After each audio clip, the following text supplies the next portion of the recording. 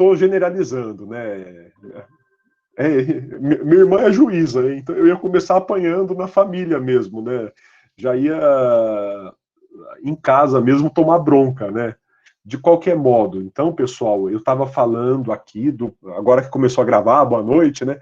Eu estava falando do projeto que o Poder Judiciário encaminhou, ele tem o CNJ encaminhou, em nome do Poder Judiciário, para usar os valores arrecadados com despesas processuais para o orçamento do próprio Judiciário. Só que ao invés de usar esses valores para pagar as despesas que o Judiciário já dá para o Estado, porque as despesas do Judiciário, como eu mostrei para vocês, são de mais de 90 bilhões de reais por ano, ao invés de usar esse valor, que é de 58 bilhões no ano passado, para então fazer com que o Judiciário só custe 30 bilhões, não. Esses valores que estão sendo hoje usados pelo Estado brasileiro passariam a ser exclusivos do Judiciário para serem usados pelo Judiciário, criando uma nova linha de despesas que não estariam presas ao teto de gastos. E aí, né, eu não sei o quanto que o Alan, com a observação que eu não vou dizer em voz alta aqui para nós não nos comprometermos, né, Alan, mas eu não sei o quanto que o Alan já sacou, né, e o que fica por detrás disso? Deixa eu só silenciar meu celular, né? O Judiciário ia usar esse valor para reajustar salários, por exemplo. Então, eles iriam propor reajustes salariais. Hoje, eles ficam presos para alguns reajustes, mas eles iriam usar esse valor para poder reajustar salário. Ia ter 60 bilhões a mais para gastar com despesas de pessoal. E o custo do pessoal no judiciário é altíssimo, é desproporcional. Então, eu me solidarizo aí, Lucileia e todos os demais. Claro, eu trouxe para vocês porque eu também achei um absurdo, né? Assim, desconcertante. Desculpe, eu fico envergonhado por ser brasileiro em muitos sentidos, né? Para não dizer em quase todos. Não que eu acho um horror a cultura europeia, tá? Eu não tenho essa submissão. Os europeus são violentos, são bárbaros, eles nos colonizaram, eles nos humilharam ao longo da história e nos humilham até hoje. Então eu não tenho essa submissão à cultura europeia, não tenho essa submissão à cultura norte-americana, que é boçal. O Trump é a maior expressão da cultura norte-americana, mas eu também me envergonho de muita coisa do que nós viramos, né, do que fizeram com que nós virássemos ao longo da história. Assim, é desconcertante, né? É humilhante ser brasileiro, viu? Somos um dos 10 países mais desiguais do mundo, né? E isso explica o porquê. Depois eu vou trazer um pouquinho dessa reflexão da desigualdade quando eu começar a falar de direito tributário, porque o direito tributário é o ramo da desigualdade, é o ramo que teria que tratar da desigualdade, teria que acabar com a desigualdade, teria que combater a desigualdade, e ele não faz isso em nosso país. Desculpem, eu estou puxando, emendando um assunto no outro, né? Mas quando o Bolsonaro falou que não iria tirar dinheiro de pobre para dar para miserável, né? Acho que foi mais ou menos isso que ele falou. Eu vou vetar o projeto do Guedes, porque o projeto do Guedes tira gasto com pobre para colocar gasto com miserável. O que o Bolsonaro não falou? Ele não falou o resto que ele deveria ter dito, mas ele não vai dizer. Ele deveria ter dito: eu não vou tirar dinheiro de miserável para dar para pobre. Perdão, ao contrário, né? Eu não vou tirar dinheiro de pobre para dar para miserável. Coitado do miserável. Eu não vou tirar dinheiro de pobre para dar para miserável. Ele deveria ter dito: eu vou tirar dinheiro de rico para dar para pobre e miserável. Só que ele não disse. E aí vem a malandragem dele, né? Como político esperto que de não ter dito até o fim. Mas, pessoal, é por causa de corporativismos como esse, é por causa de um poder judiciário mais preocupado com a sua carreira do que com o interesse público, mais preocupado em poder aumentar os seus próprios gastos, que já são exorbitantes, que nós vivemos nesse país em que não há saída. O mercado brasileiro é horroroso. O mercado brasileiro é dominado por coronéis até hoje. E o mercado brasileiro, ele queima florestas, o mercado brasileiro não paga salários, o mercado brasileiro não respeita direito do trabalhador. Esse mercado brasileiro é horroroso. E o Estado também. O Estado brasileiro também é horroroso, ele fica nas mãos de poucos. Mas vamos lá, pessoal. Não acabou, tá?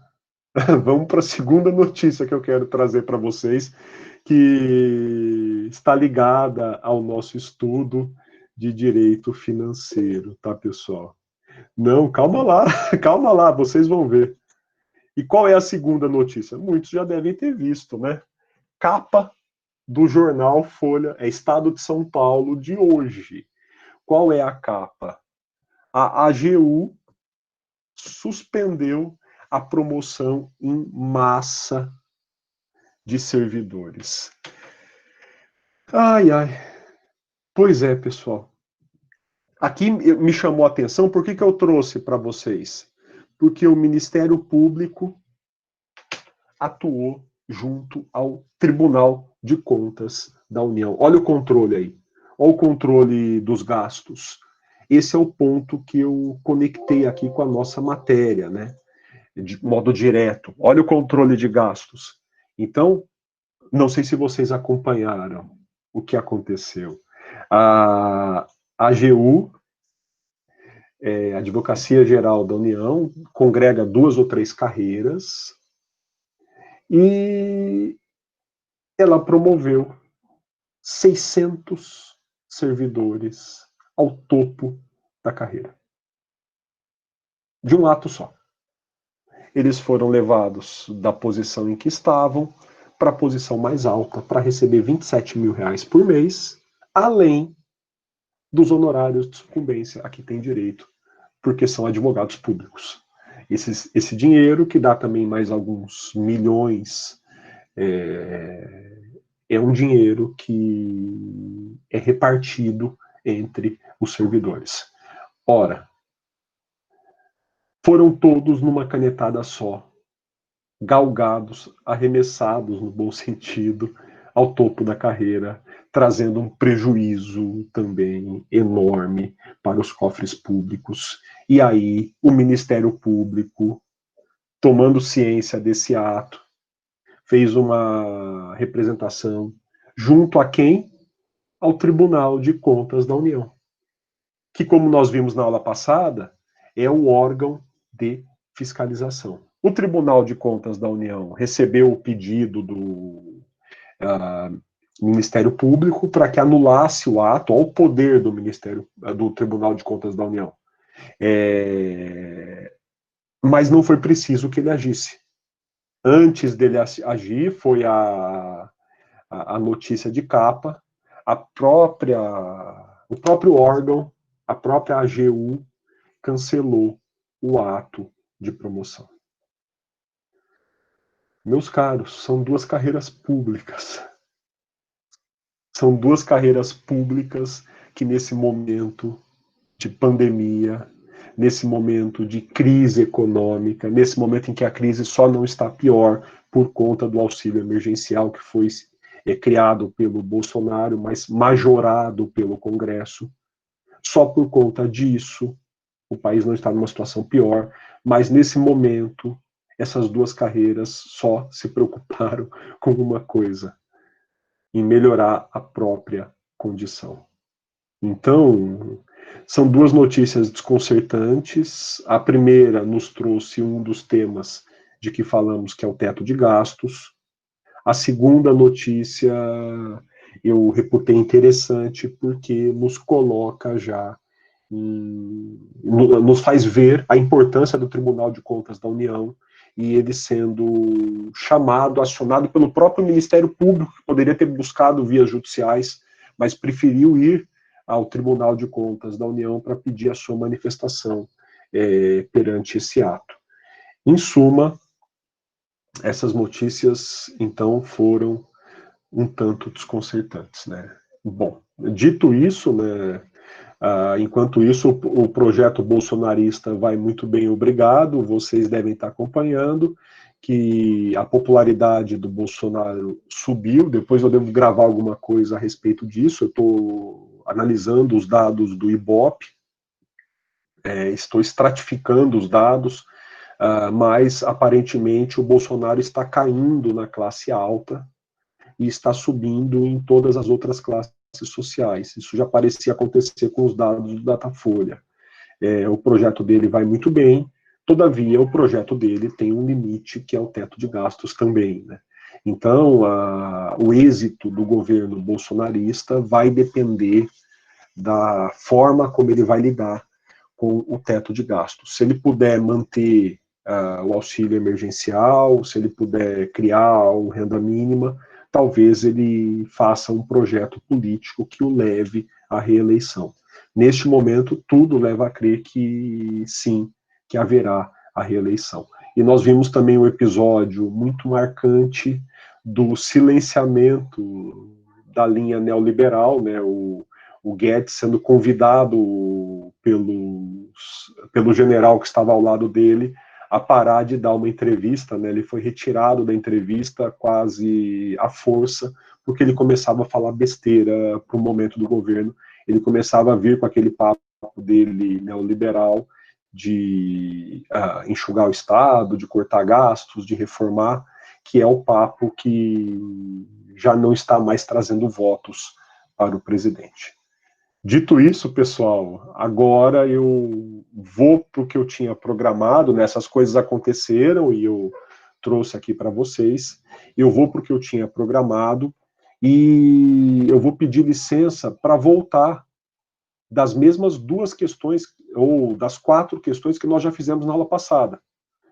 Vamos retomar rapidamente, só para ter certeza que estamos todos alinhados, e depois eu tenho mais 14 questões para trazer para vocês, né? 14 slides com questões naquele mesmo estilo daquela primeira. Vamos ver, eu imagino que a gente consiga fazer isso.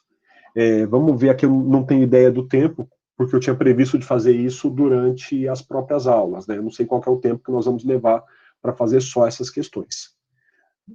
Porém, vou começar, deixa eu pegar aqui o código para vocês.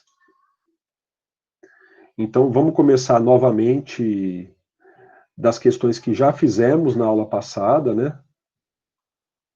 Um instante e eu já compartilho o código das 2 primeiras questões. A gente vai compartilhando os códigos 2 a 2, tá? Que é o meu limite aqui do programa. Então,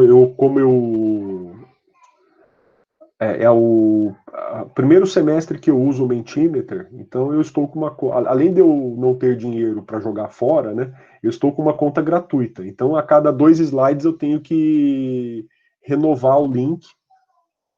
Vamos indo de 2 em 2 slides, eu renovo o link. Claro, se valer a pena, eu vou encarar como um investimento, né? Mas eu não estou disposto a fazer um investimento sem ter a certeza que o programa é bom. Até agora foi legal. Eu gostei do funcionamento dele. Então eu passei aí o link para vocês, tá? A primeira pergunta que nós fizemos é sobre o orçamento anual. Então, quem clicou no link já está vendo aí a pergunta, né? Então, foi uma pergunta sobre o orçamento anual. E nós temos 3 grandes orçamentos no Estado brasileiro. O primeiro é o Plano Plurianual, ele é um orçamento plurianual que traz metas amplas para a sociedade brasileira. O segundo é o orçamento, a Lei de Diretrizes Orçamentárias, que traz as diretrizes para o orçamento anual. E o terceiro é o orçamento anual. Esses 3 orçamentos são o quê? Lei ordinária, lei complementar, medida provisória, lei delegada. É isso que eu quero que vocês respondam na primeira questão. Então, são 11 respostas, né? Daqui a pouquinho temos um bom índice de participação.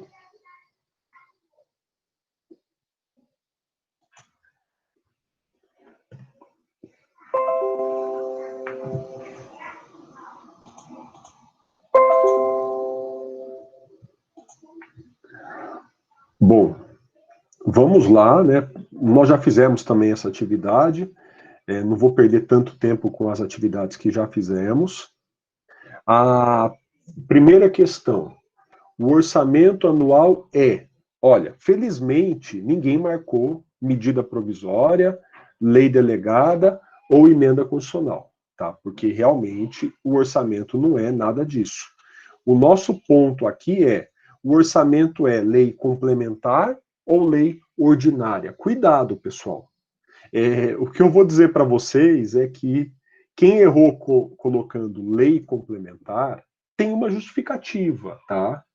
Porque, pela Constituição, os temas de direito financeiro são regidos por lei complementar.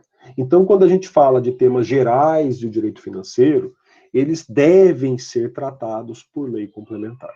No entanto, quando se trata do orçamento, seja o plano plurianual, seja a lei de diretrizes, seja o orçamento anual, eles são leis ordinárias, tá? Então, acertou quem colocou lei ordinária. Continuem aí, pessoal, usem o mesmo link, porque aqui nós temos uma segunda questão.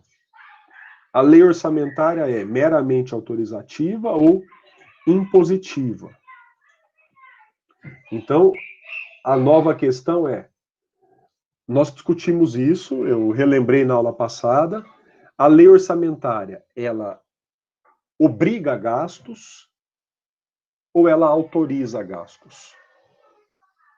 O executivo deve gastar ou ele pode gastar? E aí, pessoal, eu já vou lá. Eu acho que ela manteve seu voto da aula passada, de repente, viu, Giovana? De repente manteve. Eu não sei se ela pagou pela metade os votos, porque logo que eu entrei já tinha 3 votos lá. Então, aparentemente, manteve o seu da aula passada. Ela, de alguma forma, o Mentimeter rastreou o seu IP e concluiu que você já votou. De qualquer forma, não há tanto problema, porque essa questão é meramente especulativa. Qual é o ponto? Eu não tenho nem resposta correta, pessoal. Claro, se eu fosse escolher, eu diria que o orçamento é meramente autorizativo, como a maioria de vocês escolheu. Eu também iria para essa alternativa. Por quê? A rigor, a maioria diz que o orçamento autoriza o executivo a gastar, mas não obriga. Porém, existem partes do orçamento que são obrigatórias. E isso gera alguma discussão. Então, eu falei com vocês, por exemplo, das emendas parlamentares. Quando o parlamentar apresenta uma emenda, ele direciona um gasto que se torna obrigatório. Ou ainda, nós temos alguns gastos que são obrigatórios por lei ou pela Constituição, como um mínimo com educação, um mínimo com saúde, que o ente deve gastar.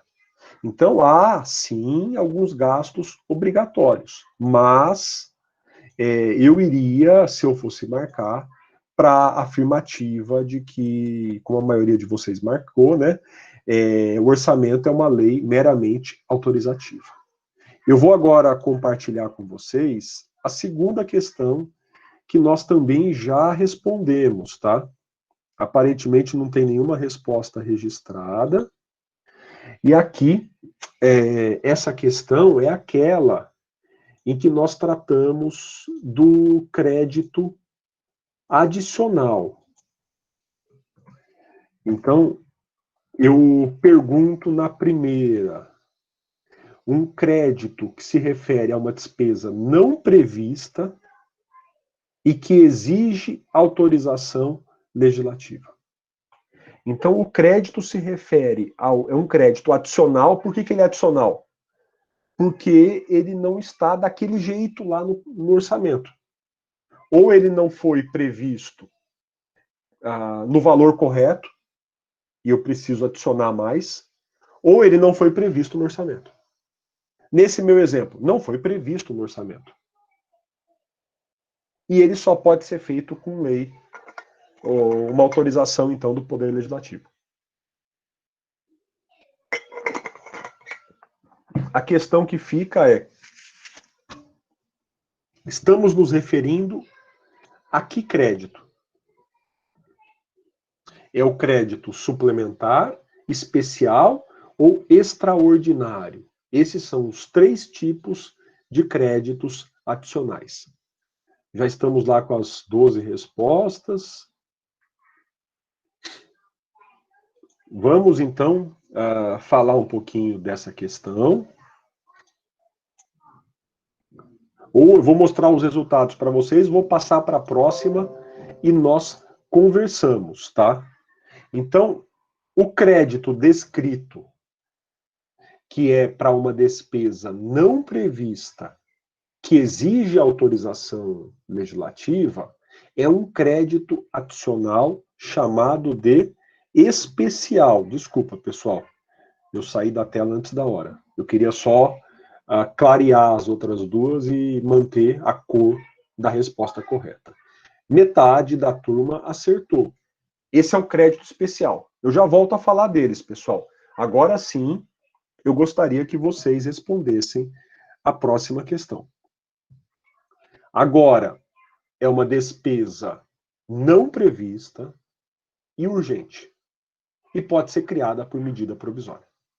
É uma despesa não prevista e urgente, e você pode criar por medida provisória. Então, de novo, ela não foi prevista no orçamento, por isso é adicional. É um crédito adicional não previsto no orçamento. E esse crédito adicional é urgente, além de não ter sido previsto. Qual é a diferença do primeiro? O primeiro não era urgente. O primeiro, que é suplementar, né, vocês já viram, ele não é urgente. E ele também precisa ser criado por lei. O segundo é urgente e pode ser criado por medida provisória, justamente por ser urgente. Combina com a estrutura da medida provisória. Este, que é urgente, é o chamado crédito extraordinário, tá? Então, quais são os 3 créditos? O crédito suplementar, ele suplementa, ele complementa uma previsão orçamentária. A diferença dele para os outros é que ele complementa algo que já existe. Ele só pode ser criado também com autorização legislativa. O crédito especial, ele prevê uma nova despesa. E para isso ele está criando uma nova receita. Ele tem que ser criado com autorização legislativa. O crédito extraordinário é o crédito especial com algo mais. Ora, ele é um crédito que vai prever, vai tratar de uma despesa, então, não prevista, urgente, esse é o algo mais, e que por isso pode ser criado por medida provisória. Então, pessoal, esses são os 3 tipos de créditos adicionais que não vieram previstos no orçamento, mas que podem ser criados por lei. Eu estou aqui pegando o terceiro grupo de questões. Se vocês tiverem alguma dúvida, então fiquem à vontade para me interromper, óbvio, né? Essa também é uma das razões da aula de hoje, mas eu vou avançar, tá? Então eu vou nessa toada agora com questões que nós não trouxemos ainda, tá? Então são questões novas. Deixe-me pegar aqui o endereço para vocês.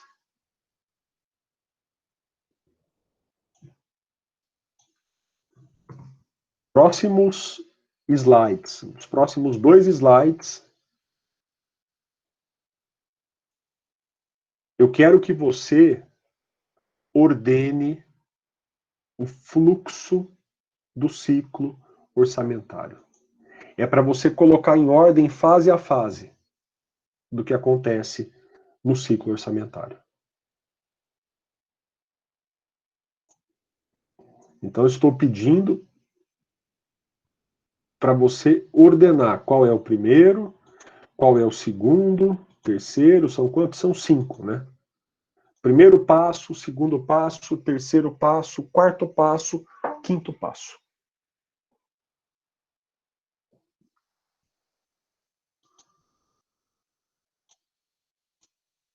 Opa, já alguém aí bem rapidamente já respondeu, hein?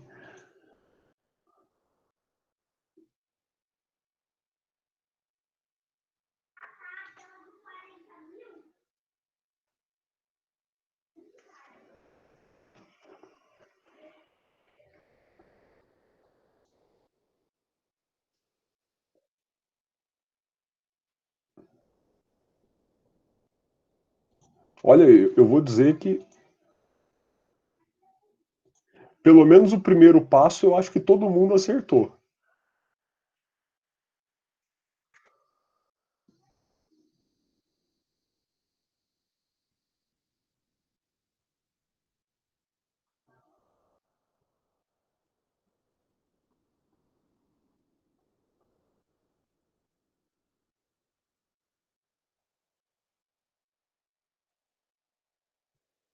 Estamos chegando a 12 respostas.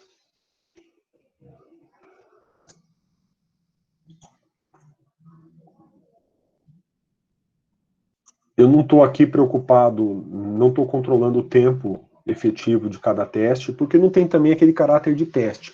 Mas quando você faz um concurso público, você tem que pensar, os concursos mais puxados vão exigir de você uma duração aí, um tempo de mais ou menos 2 minutos por teste. Os mais tranquilos, mais ou menos 4 a 5 minutos por teste. Então é bom você ficar sempre aí atento a que tipo de concurso você vai fazer, a que tipo de prova você vai fazer, para saber, para treinar o teu tempo médio para fazer um teste, né? Bom, eu estou controlando aqui por pessoas, já temos 13 pessoas, mais ou menos metade da turma, e eu vou para a resposta, tá? Então, aqueles que eventualmente não conseguirem, tem que ganhar um pouquinho mais de velocidade pela média. Eu estou me pautando pela média, tá? Então, vamos ver aqui os passos do orçamento. Olha, pelo que vocês colocaram aqui, a ordem está correta. Nem todos acertaram, como vocês podem ver aí pelo... não tem a quantidade aqui de marcações, tá, pessoal? Mas quase todo mundo acertou no primeiro. Elaboração do projeto pelo Poder Executivo. Então, como que começa o tal do ciclo orçamentário? O ciclo orçamentário é um processo. São 3 leis orçamentárias e todas seguem o mesmo ciclo, cada um o seu próprio ciclo. Seja o plano plurianual, seja a lei de diretrizes e seja a lei orçamentária anual. Com as palavras que eu trouxe aí, embora eu tenha falado ciclo orçamentário, talvez ele esteja mais voltado para o orçamento anual, tá? Então, talvez esteja mais direcionado, mais pensado para o orçamento anual. Como começa o orçamento? Pela elaboração do projeto. E quem elabora? O Poder Executivo. Então, o orçamento é uma lei. Só que o Poder Executivo não pode criar lei, mas ele pode enviar projetos de lei. Assim como o Judiciário, no caso o CNJ, enviou um projeto de lei para o Congresso. Ora, o Executivo elabora o projeto de lei orçamentária. Nós vimos que, neste momento, o presidente Bolsonaro já mandou o seu projeto de lei para o Congresso e começa lá a tramitação do projeto. Depois de muita discussão, o Poder Legislativo vai aprovar o projeto. O que fica subentendido aí? Claro, o projeto elaborado pelo Poder Executivo foi enviado para o Poder Legislativo. Eu tentei não colocar todas as palavras para não ficar muito descarado, né? O passo a passo. Mas o Poder Executivo faz o projeto e envia para o Legislativo. O Legislativo aprova o projeto de lei. E aí, pessoal, muitos aqui se atrapalharam no restante do processo. Uma vez que o projeto de lei é aprovado, isso é sempre, ele tem que ser sancionado pelo Poder Executivo. É um outro sentido de sanção. Então, o Poder Executivo vai sancionar. O que é sancionar? É assinar e mandar publicar.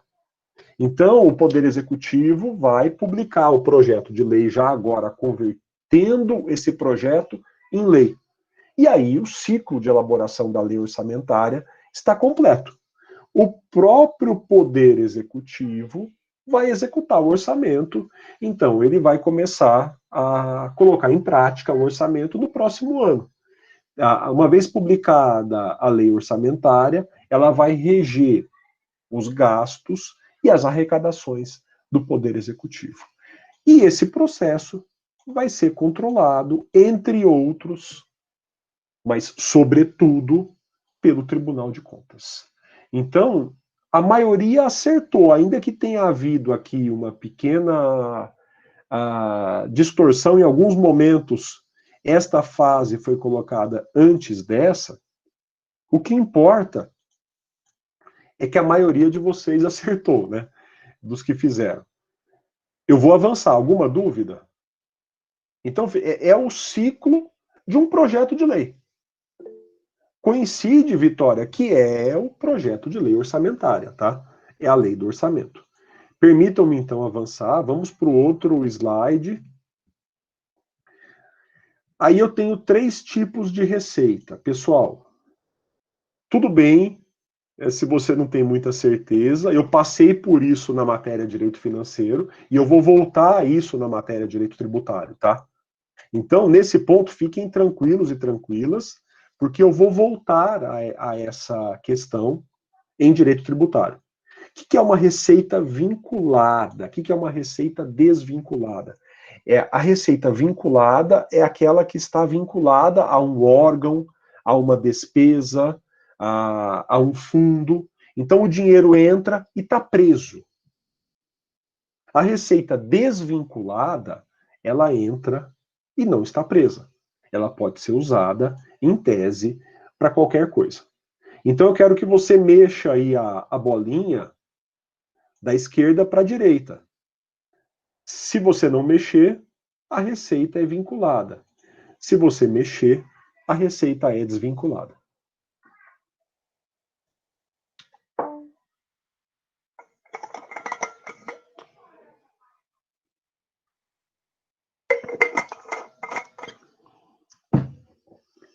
Eu insisto, tá, pessoal? A gente vai voltar a esse tema em direito tributário, porque aí essas 3 receitas são tributos. E eu vou falar dos tributos a partir da próxima aula.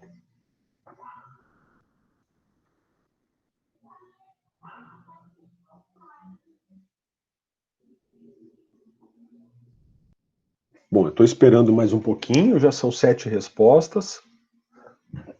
Nós temos aí uma participação efetiva de em torno de 13 alunos, né? 13 pessoas que estão se aventurando a responder.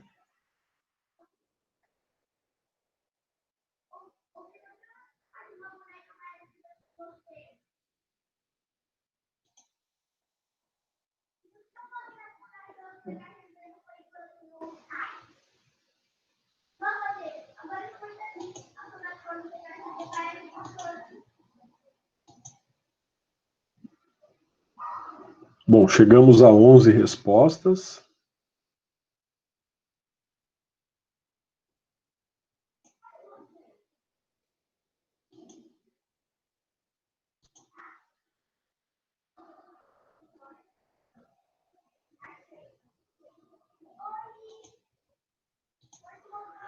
Vamos lá, pessoal. Então, eu trouxe para vocês, aí no slide, 3 tipos de receitas que são chamadas de tributárias. As 3 são tributos. A gente vai entender o que é um tributo. O que, que caracteriza um tributo? Eu vou trazer para vocês a definição de tributo. O que eu disse anteriormente, muito rapidamente, que eu vou voltar a falar, é que dos tributos existe um que nós não consideramos vinculado, que é o imposto. As receitas de imposto, como regra, elas devem ser usadas genericamente para os gastos do ente. Então, eu não posso vincular a criação de um imposto a um tipo específico de despesa. Portanto, considera-se que o imposto é um tributo não vinculado. A contribuição de melhoria é um tributo que é cobrado do particular em decorrência de uma obra pública que trouxe uma valorização para o imóvel do particular. Ora, a gente vai ver esses casos, vai estudar com mais detalhes, porém, fica nítido pela própria definição que eu trouxe para vocês que se trata de um tributo vinculado. Então, ele é criado especificamente em virtude de uma despesa. E a taxa é um tipo de tributo, eu acredito que muitos de vocês vão se lembrar do direito econômico, se vocês estudaram serviço público em direito econômico, talvez do direito administrativo, mas a taxa é uma contraprestação, você paga para o Estado em virtude da prestação de um serviço. E aí você vai discutir algumas vezes se é taxa ou preço público. Em tese, a taxa é para um serviço não individualizável. Mas a gente vai ver isso também com detalhes. Só que ela é vinculada, ela está ligada a uma prestação de serviço que é feita pelo Estado. Então, pessoal, o único tributo que não é vinculado é o imposto. Todos os outros tributos são vinculados. Tudo bem? Então, o Estado arrecada para um gasto específico. Com relação ao imposto, o Estado arrecada e vai para os seus cofres. E ele distribui depois o que arrecadar, tá? Então, Isabela, vamos. Deixa eu avançar aqui para o meu próximo slide. Agora eu estou no slide 4 para controle de vocês, né? São 9 slides, perdão, são 9 apresentações com 2 slides. Então eu estou indo aqui para metade das questões. Agora é legal, vamos ter uma questão um pouquinho diferente aí, né? Deixa eu pegar aqui. Bom, eu falei algumas vezes, eu vou tomar cuidado para não falar de novo. Tá aí a primeira das questões. Tá? Então eu quero que você diga ou escreva quais são as leis orçamentárias. Vamos ver o que vai acontecer. Eu quero que você me diga quais são as leis orçamentárias. É uma questão aberta.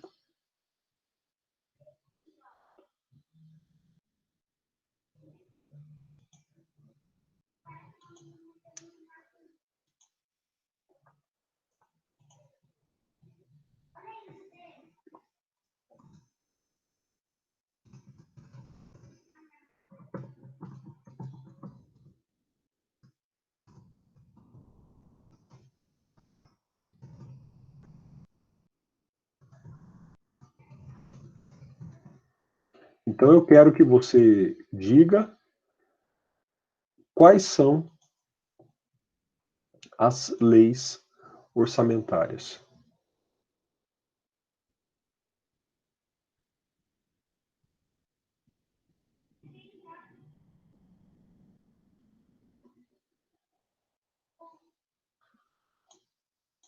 Já vejo aqui 5 respostas.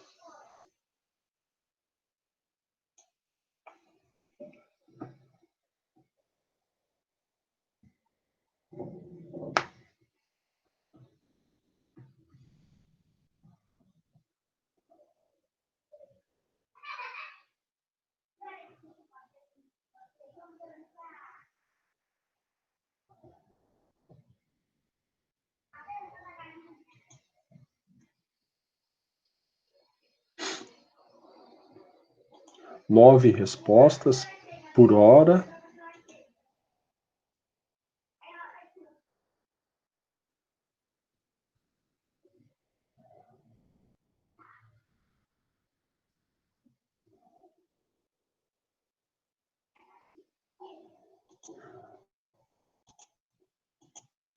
Bom, vou compartilhar com vocês o que vocês escreveram. Vocês vão poder ver aí, salvo um vixe que eu vi agora, né? Como está rodando aí, a maioria escreveu as 3 leis. Alguns até com a sigla, né, que é muito usada, LDO, PPA e LOA. PPA, LDO e LOA. Mas o plano plurianual, a lei de diretrizes orçamentária e a lei orçamentária anual. São 3 leis. Como alguns colocaram, PPA, LDO e LOA. Então, PPA, LDO e LOA. Vamos para a próxima.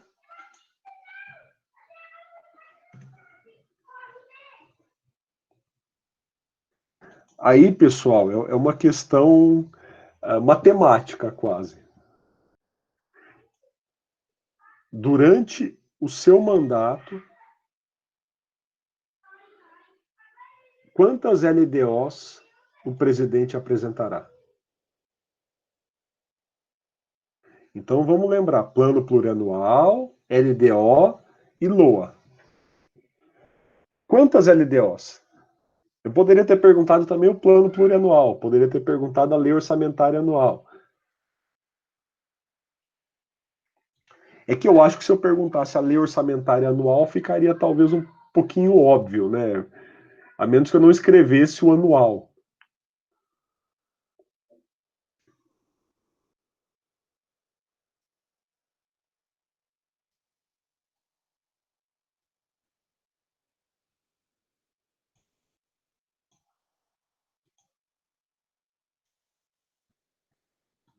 Aí, vocês estão escrevendo aí por número. Se escreverem por número, vai ficar mais legal.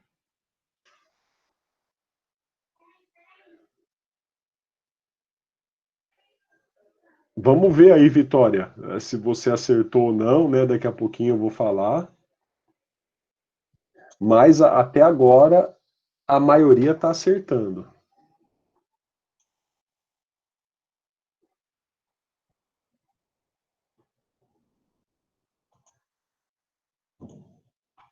Eu vou até pegar o slide aqui para mostrar para vocês que vai ficar mais fácil do que eu tentar apenas descrever, né? Estou localizando o slide e já vou para a resposta.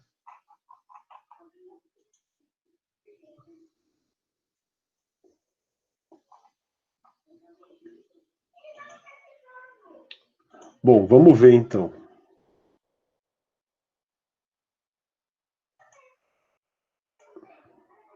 Olha, se nós considerarmos os 4 anos de mandato do presidente, ele, no seu primeiro ano, vai enviar um projeto de PPA, que é o Plano Plurianual. Esse projeto vai durar os outros 3 anos do seu mandato enquanto lei e o primeiro ano do mandato do próximo presidente.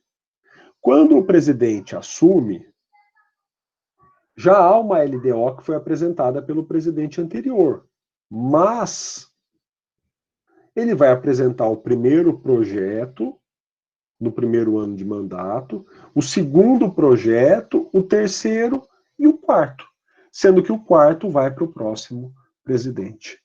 Portanto, o presidente vai apresentar 4 LDOs durante o seu mandato. No primeiro ano ele apresenta um projeto, no segundo outro, no terceiro outro e no quarto outro. A pergunta foi quantos projetos de leis de diretrizes orçamentárias um presidente apresentará. Veja aí que nós temos respostas de 1 a 5, né? mas a maioria de vocês respondeu 4 e acertou. Então, são 4 projetos de lei de diretrizes orçamentárias que o presidente vai apresentar. Eu vou agora para a próxima questão. Estou pegando aqui a apresentação 5.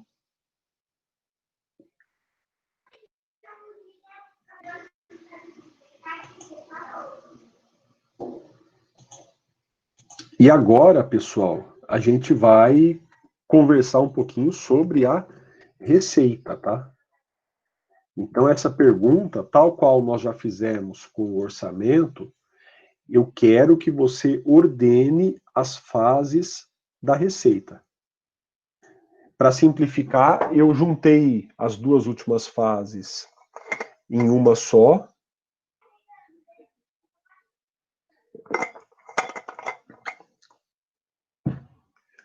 Então, são 2 fases que atualmente se tornam uma, e eu quero que você ordene essas fases.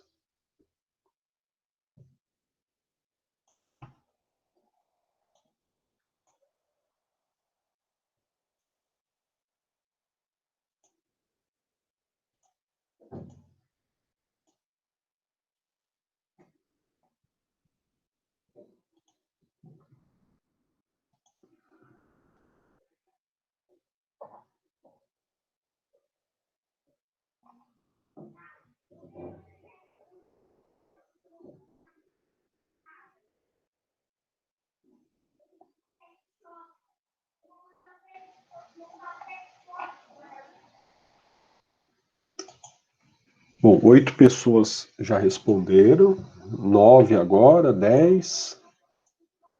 Vamos lá, pessoal. Já tem mais de 10 respostas.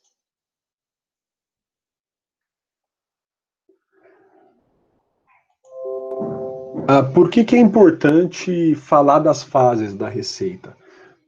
Por quê? Assim como qualquer ato estatal, tem que estar expressamente previsto em lei. E a lei prevê que uma receita tem que passar por 3 fases. A primeira é a própria previsão, então tem que estar previsto em lei. O Estado só pode obter uma receita se ela estiver prevista em lei.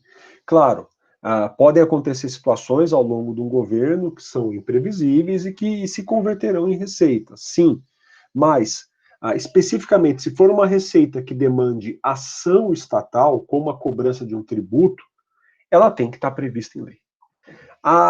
Uma vez prevista em lei, a próxima fase da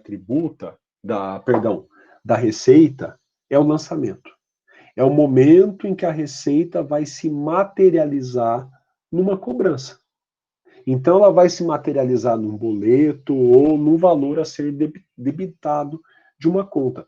Vai se verificar quem é a pessoa que tem que pagar algum valor para o Estado, quanto que ela deve pagar e de que forma ela vai pagar. Isso é o lançamento.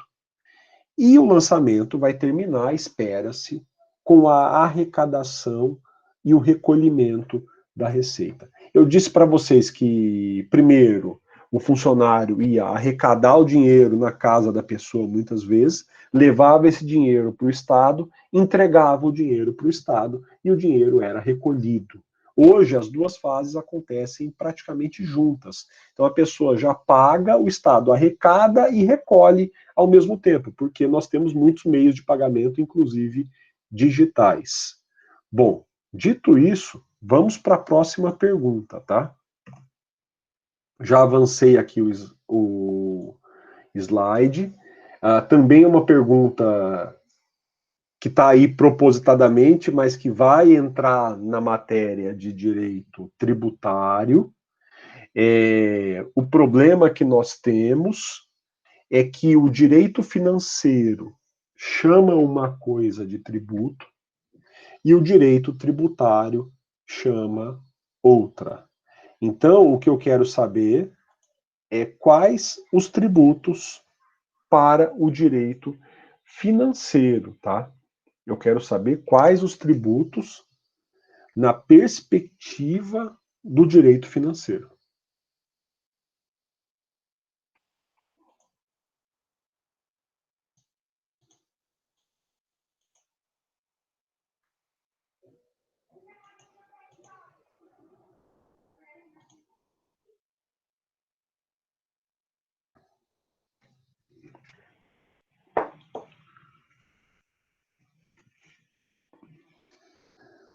Vou até trazer uma informação para vocês, né? Nós vamos ver nas aulas seguintes.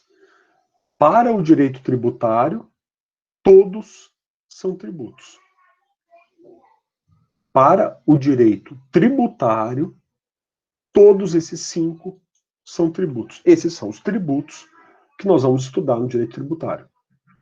No direito financeiro, nem todos eles são considerados tributos.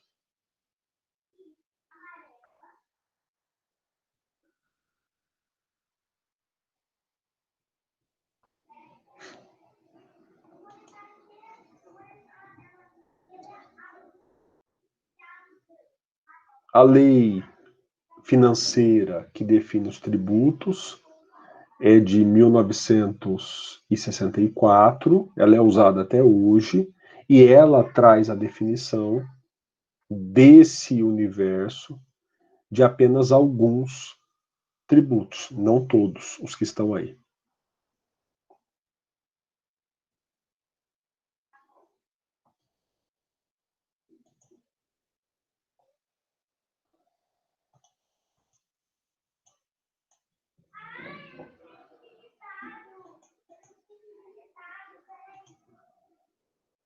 Bom, vamos lá, chegamos às 10 respostas.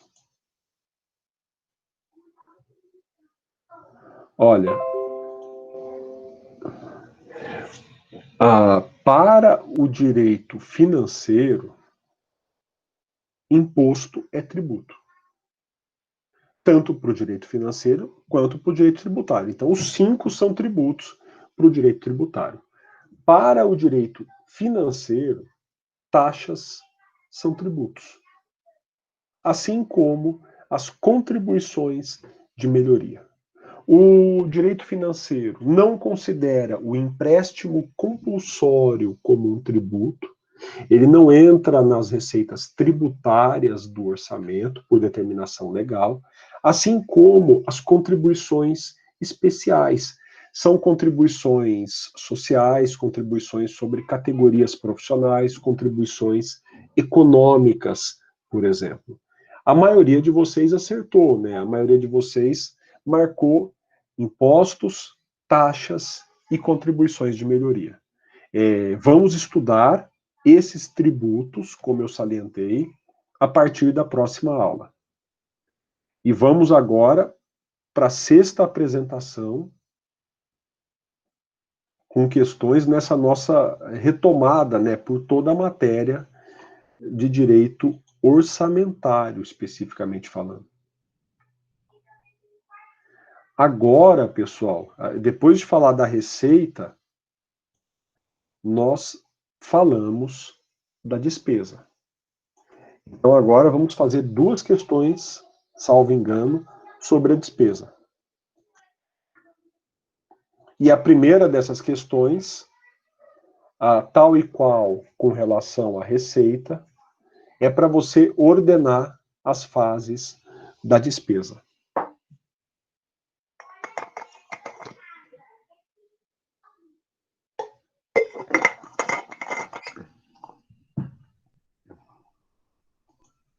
Então, eu gostaria que você ordenasse as fases da despesa.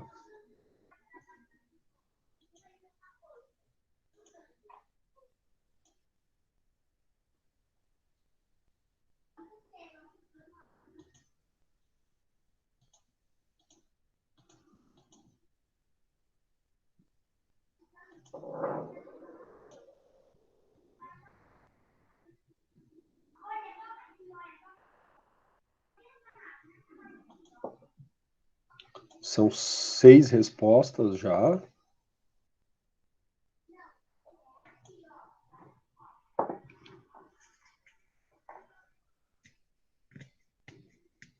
Novamente, tal qual com o orçamento, tal e qual com a receita, a despesa tem que seguir algumas fases para que ela possa acontecer. Para que o Estado possa gastar o dinheiro, ele tem que seguir esse passo a passo, ele tem que seguir essas fases. E aí a questão é quais são essas fases, o que acontece no momento do Estado gastar o seu dinheiro.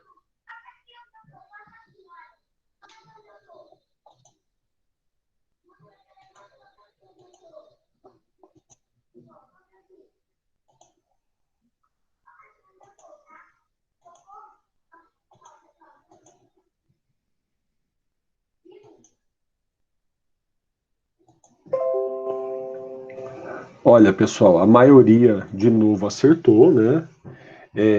A primeira fase é o empenho. O que é o empenho? É o momento em que o valor que vai ser gasto é comprometido com o gasto. Justamente, bom, eu não vou antecipar, né, eu ia falar de contingenciamento, mas eu não lembro se eu fiz uma pergunta sobre contingenciamento. Senão eu volto ao que eu ia dizer depois. Mas o Estado reserva um valor do seu orçamento para gastar com aquela despesa. Isso é o empenho. Esse valor, ele é muitas vezes estimado. O Estado estima que vai gastar um X com a despesa. A fase da liquidação é a fase em que o funcionário do Estado apura quanto que efetivamente ele vai gastar com aquela despesa. Então a despesa vai se tornar líquida, ela vai se tornar certa para aquele gasto em específico. E a última fase é o pagamento. É o momento em que a despesa se concretiza, é o momento que o Estado paga efetivamente o valor que foi empenhado, depois ele foi apurado no montante correto, ou seja, liquidado, e enfim, ele vai ser entregue para a pessoa que tem algo a receber do Estado. Então é empenho, liquidação e pagamento. E daí vamos para a próxima atividade. Então, a próxima atividade, eu acho que eu não trouxe nada do empenho, perdão, do contingenciamento. O que é o contingenciamento de gastos? A cada 2 anos, 2 meses, o executivo tem que olhar para suas receitas, tem que olhar para suas despesas, e ele pode, em verificando que as contas não estão equilibradas, ele pode bloquear o empenho de alguns gastos. Então, o Poder Executivo vai impedir que alguns gastos aconteçam. A isso nós chamamos de contingenciamento de gastos. E aqui o que eu pergunto para vocês é o que significa teto de gastos? Pergunta aberta, respostas objetivas. O que significa teto de gastos?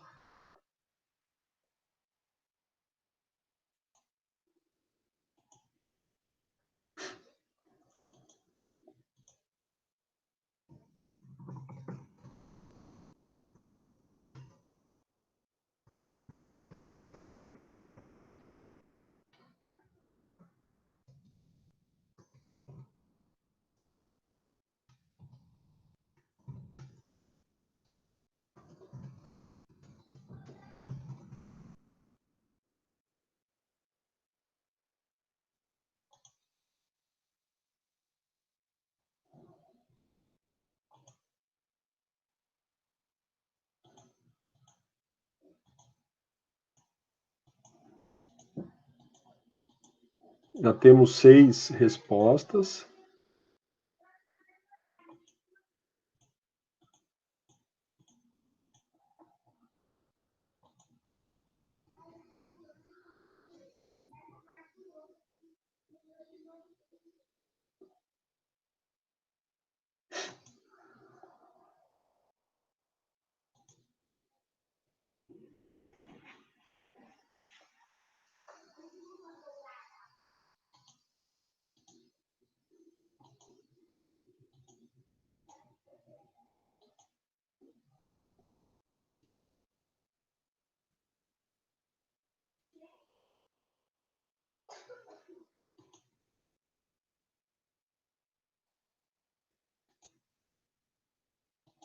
Bom, são 9 respostas.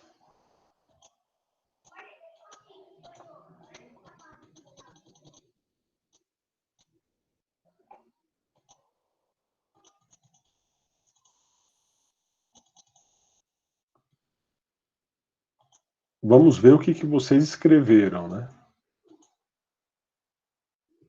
Então, o que significa a expressão teto de gastos? É o limite legal para gastos públicos.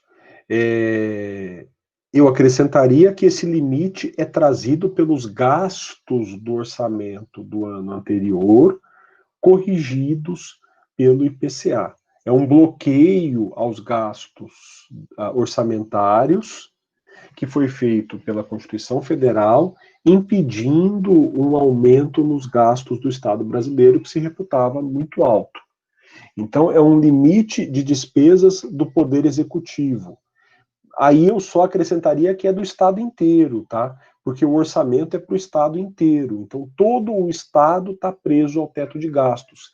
Inclusive, pessoal, eu trouxe a notícia do Poder Judiciário, tentando furar o teto de gastos com o projeto de lei. É um limite, aí a ideia está certa, é um limite, porém a resposta ficaria muito vaga. É uma regra fiscal que limita o gasto público. Perfeito, está tudo certo o que está escrito aí, eu só complementaria, né? É uma regra fiscal que limita o gasto público ao que foi gasto no ano anterior, corrigido pelo IPCA. Então, é um limite de gastos do orçamento imposto pelos gastos do ano anterior. Eu acrescentaria aí, esse limite é imposto pelos gastos do ano anterior e corrigido pelo IPCA. É o limite de gastos que o orçamento impõe.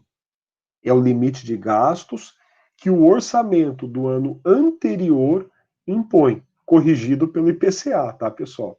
É o limite que o Estado deve gastar. Perfeito. Porém, você teria que acrescentar: esse limite decorre do que foi gasto no ano anterior, corrigido pelo IPCA. É uma limitação das receitas federais, não podendo superar o valor do ano anterior. Então, é uma limitação das receitas e não pode superar o valor do ano anterior, corrigido pelo IPCA. Significa limitar o crescimento dos gastos do governo, manter a máquina pública funcionando dentro desses gastos que vem do ano anterior, corrigido pelo IPCA. O teto de gastos foi uma lei? Não, foi uma emenda constitucional de 2016 que estabelece que o orçamento não pode passar esse limite pelo prazo de 20 anos, sofrendo correção pelo IPCA. Eu só tomaria cuidado aqui com a nossa precisão, uma boa resposta, mas não é especificamente uma lei, é uma emenda constitucional, tá, pessoal? Então, a ideia está aí, o cuidado que eu tomaria, eu compartilhei a tela, né? Agora é aquela besteira que eu faço. Então vocês viram, eu achei bem legal essa forma de exibir as respostas. A ideia do limite está na cabeça de todos que escreveram. Eu só refinaria um pouquinho, eu só traria algumas palavrinhas a mais em algumas respostas, tá? Então é basicamente isso, o teto de gastos. Vamos para a sétima apresentação.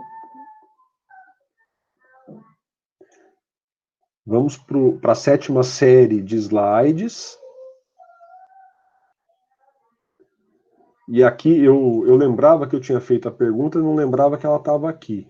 Paciência. Eu já mais ou menos antecipei a resposta para vocês, tá? Mas vamos lá.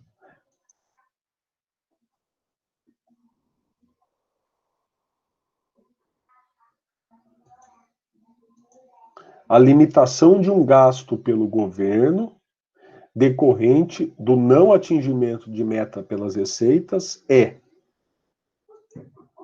Aí é uma pergunta, um teste clássico, né? Então, é um tipo de teste que poderia estar na prova. Esse conceito.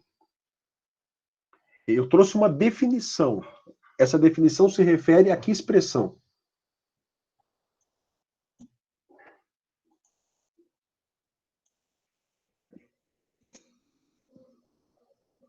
Eu quero que você indique para mim a expressão que foi definida no enunciado.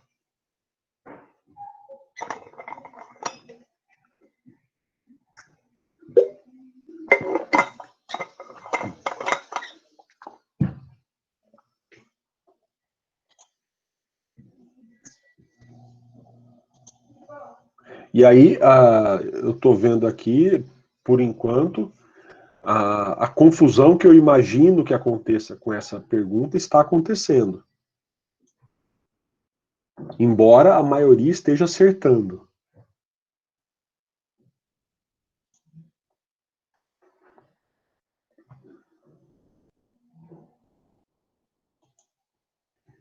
Bom, passamos já de 10 respostas. Deixe-me apresentar e comentar com vocês.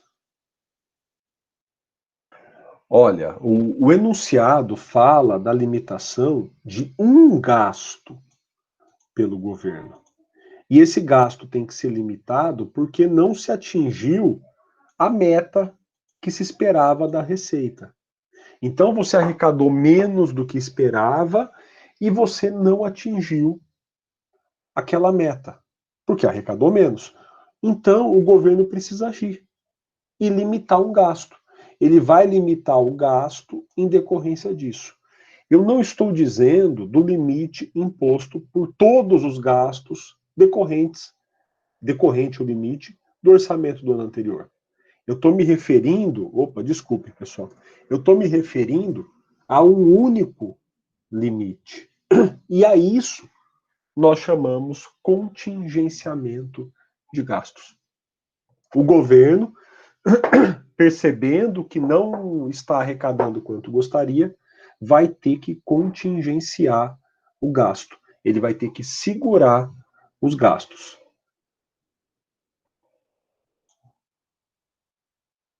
Tudo bem, pessoal? Então, essa definição é de contingenciamento de gasto. O teto de gasto é o limite imposto a todos os gastos, já pelo orçamento do ano anterior. O contingenciamento ocorre durante a execução do orçamento. Então, o teto de gastos ocorre na elaboração do orçamento. Ficou claro isso? No momento que o Poder Executivo vai fazer a proposta de orçamento, obrigado, ele está preso pelo teto de gastos. Enquanto o orçamento está sendo executado, o governo está preso, perdão, ele está preso, não, ele vai descobrir que ele não vai conseguir gastar, e aí ele vai ter que limitar. Ele vai ter que criar a limitação contingenciando. Vamos para a próxima.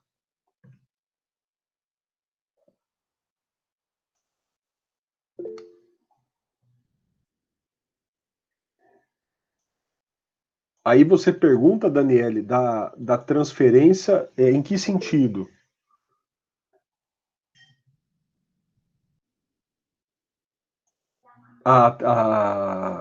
Nesse momento do contingenciamento, se bloqueia também a transferência de gastos. Não sei se é a isso que você está se referindo.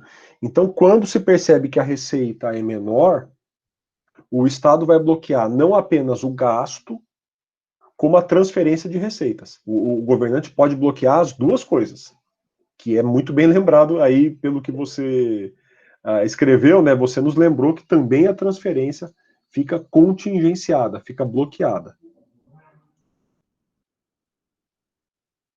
E aí, pessoal, eu estou pedindo para você me indicar o limite de gasto que é imposto constitucionalmente, tá? Para a União, estados e município.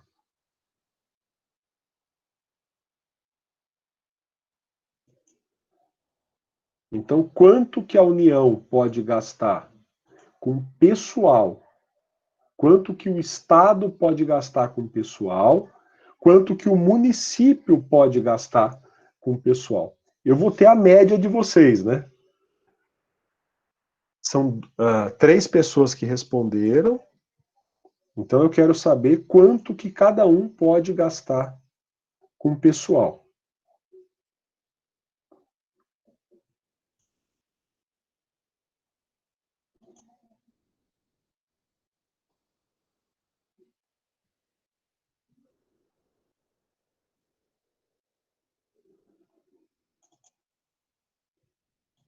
Qual é a porcentagem que cada ente pode gastar com pessoal? União, estados e municípios.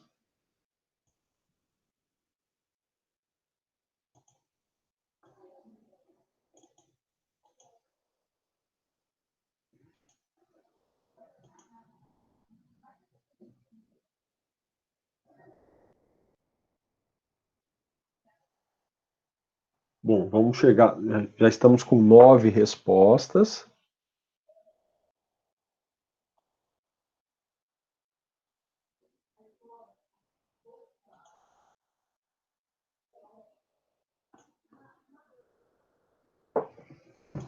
Vamos lá.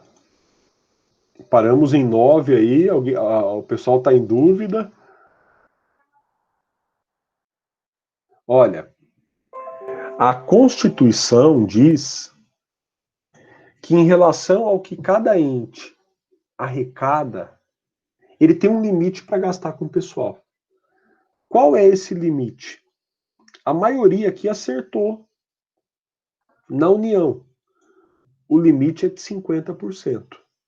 Nos estados, também a maioria acertou. O limite é de 60%. E a mesma coisa no município, 60%. Então, a maioria do pessoal que respondeu acertou. O limite imposto é 50% para a União, 60% para o Estado e para o município.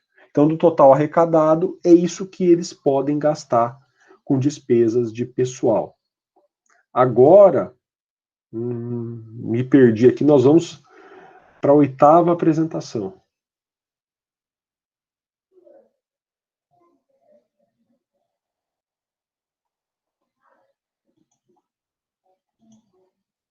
Então, vamos para a 8ª apresentação.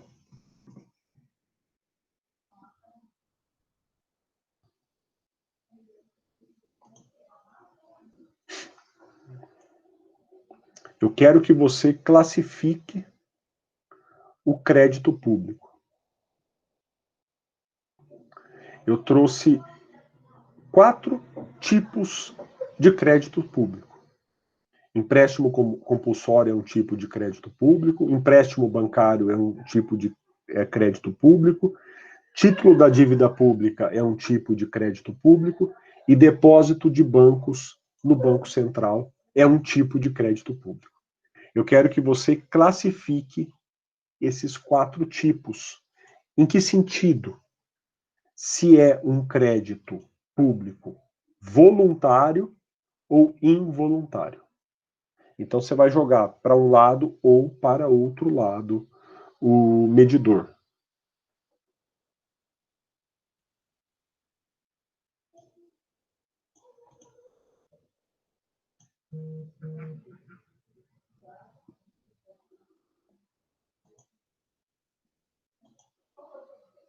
Então, você tem que me indicar se o crédito é voluntário ou involuntário.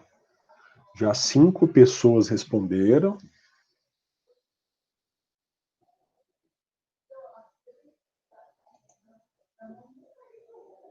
A pessoa que concede o dinheiro para o Estado faz essa concessão voluntariamente, por meio de um contrato, ou involuntariamente, porque é forçada. Seja pessoa física ou pessoa jurídica, claro. 8 respostas, pelo que eu estou verificando.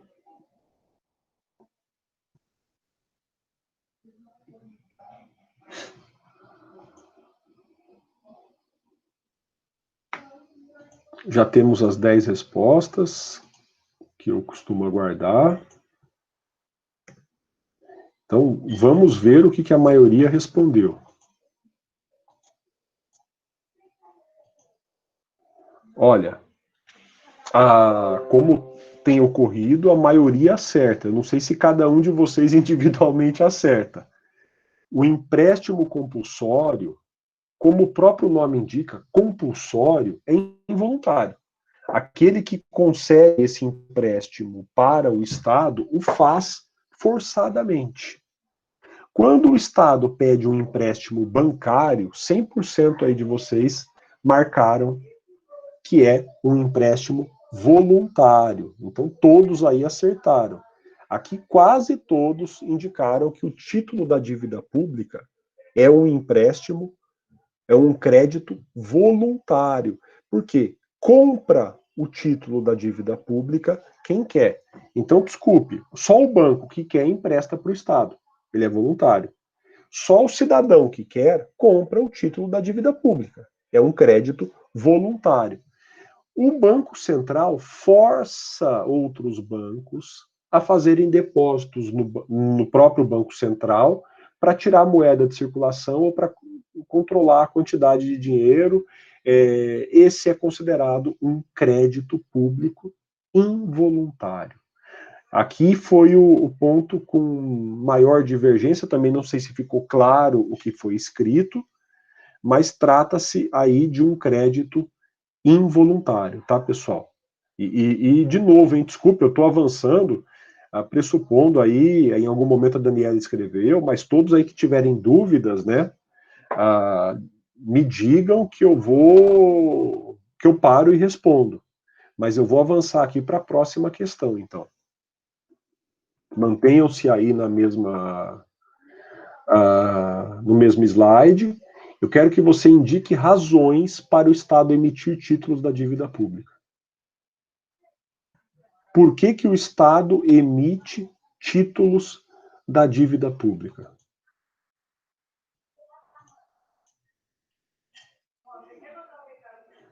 Então, gostaria que vocês indicassem por que o Estado vai emitir um título da dívida pública.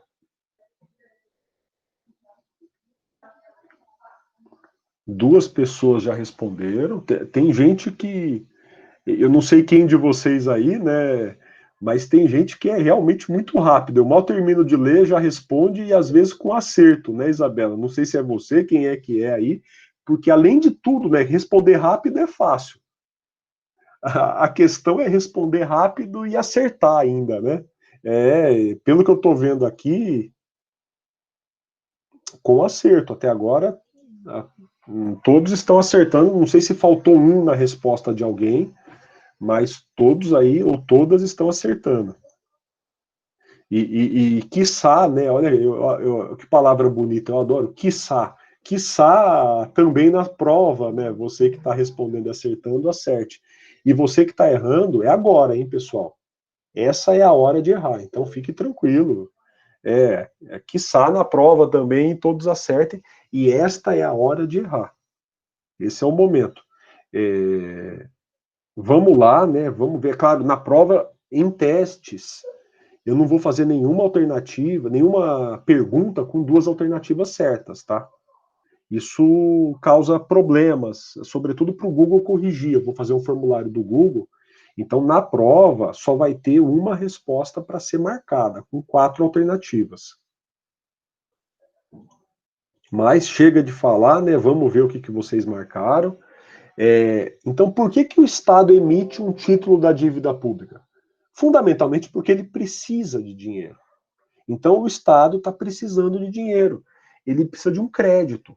Para ele obter esse dinheiro, ele pode pedir o dinheiro emprestado no banco ou emitir um título de crédito. Ele vai emitir um título da dívida pública.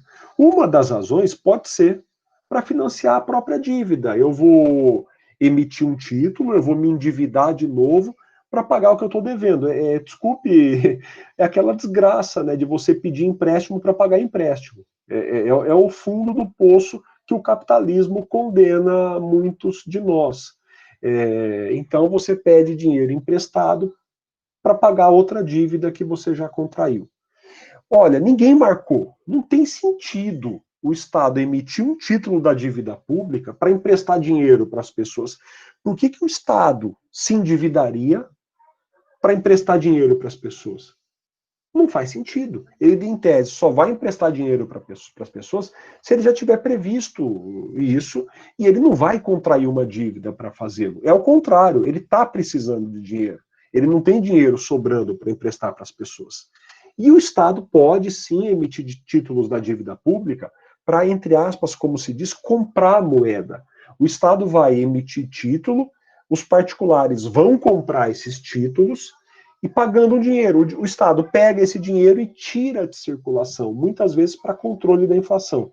E aqui alguns deixaram de marcar, mas eu coloco como uma razão fundamental.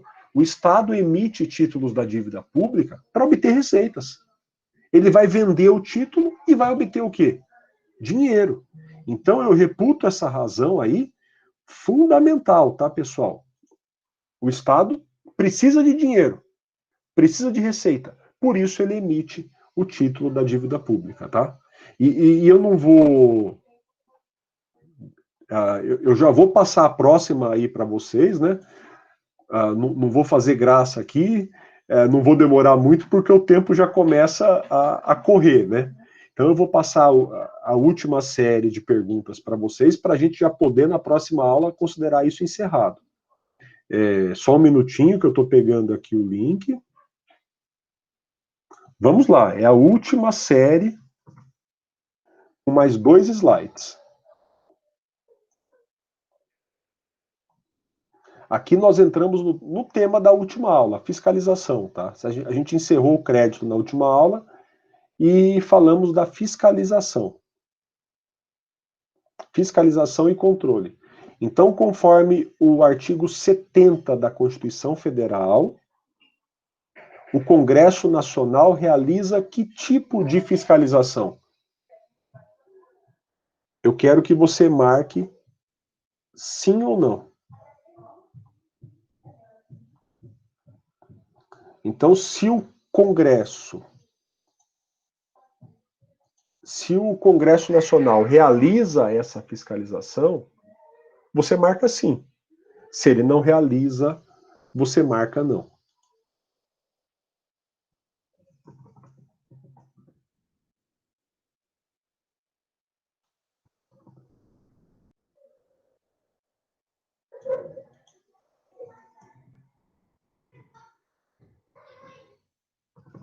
Eu quero que você marque sim ou não.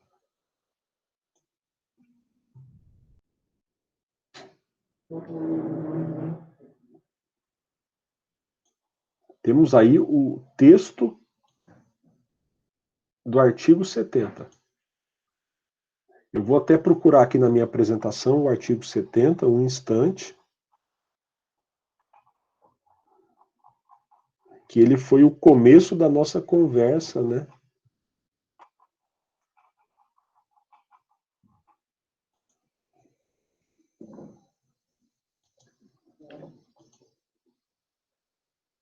Bom, vamos lá, pessoal.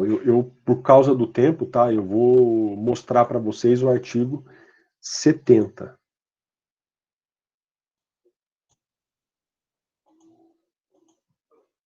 Olha, a fiscalização contábil, financeira, orçamentária, operacional, patrimonial da União e das entidades da administração direta ou indireta, quanto à legalidade, legitimidade, economicidade, aplicação das subvenções e renúncia de receitas, vai ser exercida pelo Congresso Nacional, pelo controle externo e interno. Olha, nos termos literais do artigo 70, o Congresso faz a fiscalização contábil, financeira e orçamentária. 10 alunos acertaram. Operacional e patrimonial. Aqui, pessoal, também é literal, né? Também é literal. Legalidade e legitimidade. Todas essas expressões estão literalmente no artigo 70 da Constituição Federal. O único problema, e eu preferiria fazer essa pergunta por escrito, tá? É que não está literalmente escrito no artigo 70 que a fiscalização é prévia, concomitante e posterior. E jamais eu faria algo assim para induzir vocês ao erro, tá? Eu admitiria a argumentação de vocês aqui. Mas a fiscalização prévia, concomitante e posterior está prevista em lei, tá? Então, esse seria o único problema, o ponto que nós discutiríamos aqui. Mas eu não colocaria essa última parte numa questão de prova para vocês, tá bom? Então, todas as outras estão previstas, as outras alternativas estão previstas literalmente na Constituição.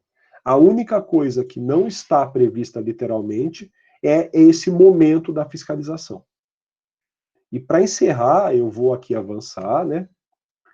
Eu quero que você marque as alternativas verdadeiras, tá bom? E temos aí agora um tempo de prova mesmo. Temos 3 minutos para acabar a aula, você tem aí 2 minutos para responder essa questão. Quero ver os alunos rápidos agora.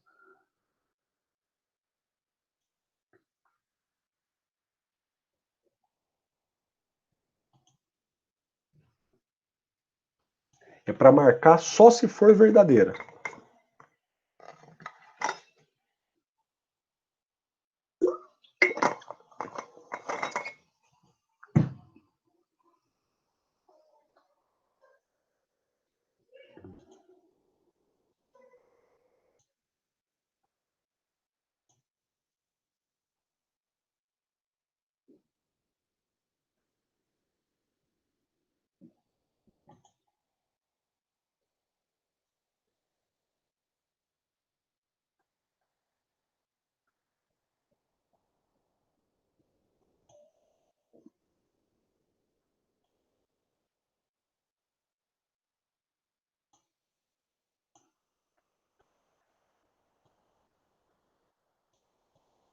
Bom, pessoal, já são 5 respostas. Eu tenho mais 1 minuto que eu posso dar para vocês e vou corrigir.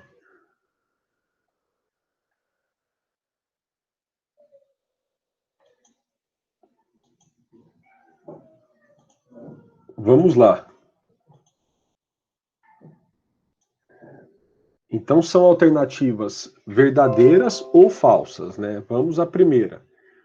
O controle interno é exercido pelo Tribunal de Contas. Não é o controle interno, é o controle externo. Isso é falso. O sistema de controle interno avalia cumprimento de metas, resultados e operações de crédito. Perfeito. Está literalmente escrito isso na Constituição, tá? Então, essa frase é verdadeira. O controle interno é aquele que é feito pelo próprio órgão e pelo próprio poder. Ele é decorrente da hierarquia. Qualquer cidadão pode denunciar irregularidades ao Tribunal de Contas. Também está previsto na Constituição. É verdadeiro. O Tribunal de Contas é subordinado à presidência da República. É falso. Ele é autônomo. Primeiro, que ele é um órgão do Poder Legislativo. E segundo, que ele é, mesmo sendo do Poder Legislativo, autônomo. Parabéns, aí ninguém marcou essa questão. As decisões do Tribunal de Contas têm natureza administrativa e eficácia de título executivo. Verdadeiro. Então, eu reputo aqui que quase todos acertaram esses dois com maior índice e também muitos acertaram a terceira verdadeira. São falsas a primeira e a quarta das afirmativas. Pessoal, se ficou corrido esse final, vocês me cobrem na próxima aula, tá? Eu vou encerrar aqui a gravação.